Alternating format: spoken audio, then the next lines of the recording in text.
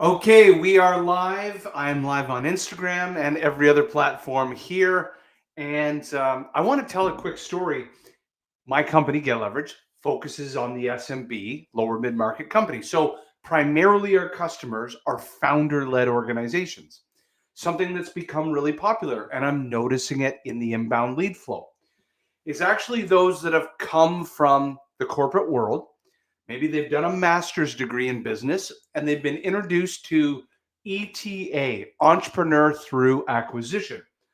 This is really popular right now.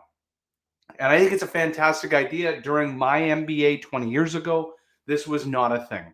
You basically went the banking route, you went the consulting route, you went the big business route. The concept of the MBA at the time was really primarily for you to become a middle manager or an executive. But now it's teaching entrepreneurship, which I love. That's what my undergrad degree is in. But I'm going to do a two-part series. I want to warn those that are moving from the corporate life and moving into entrepreneurship, even if you've worked at a small business.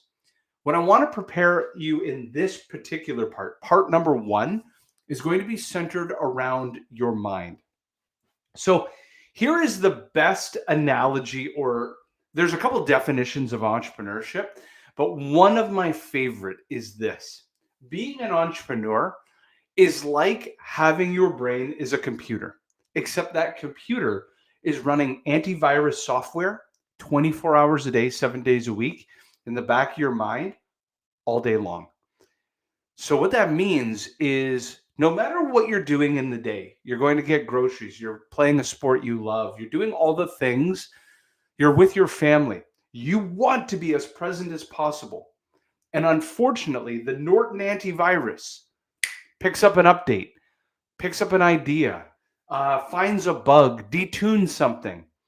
This will happen all the time. As present as you want to be, it's your subconscious brain that will be not present. There will be a percentage.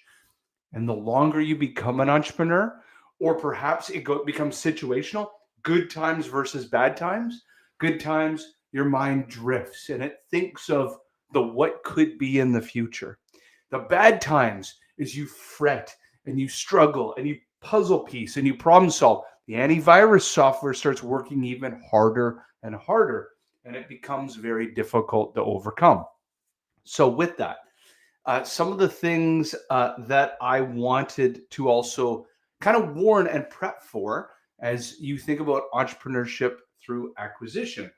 One of the important pieces is going to be you will reframe what you obsess about.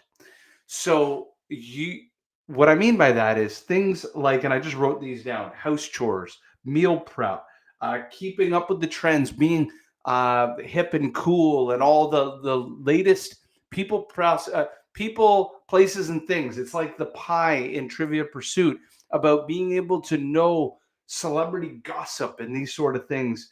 I wrote this down as a note.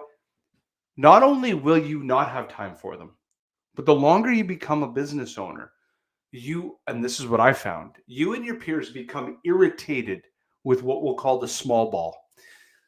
Everything will then, you will start to bifurcate and recognize the importance of time and time management, and all the little things start to seem like a giant waste of time, and it starts to weigh on you. You're like, oh, you want me to do this? Well, do you know what the opportunity cost of this is versus what I could be doing in my business? And it grows and it grows and it gets worse and worse. So if you have a personality that likes to dive into all these extracurriculars and hobbies and all these other things, I'm warning you now that those will erode. Well, you have two choices. You can either use that mindset for your business, which your business will require a compute the amount of compute it is going to require is going to have you shut down those things, or those things will not serve enough CPU and memory for your business for it to possibly get from 0 to 1. Or if it's an existing business, to solve some of the bigger problems, because you will be using that CPU 18 hours a day, either passively running antivirus or actively That is the like half of your brain is going to be thinking about this all the time.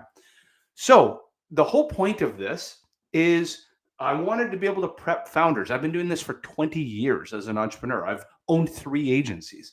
And now, as my customers who are small business owners are getting involved in entrepreneurship through acquisition, you have to prep your mind to be noisy. You have to get used to the noise. You have to relish in the noise and learn to decompartmentalize and recognize there is a whole part of your life that you will park a small ball so you can focus in on your business. I hope you found this valuable.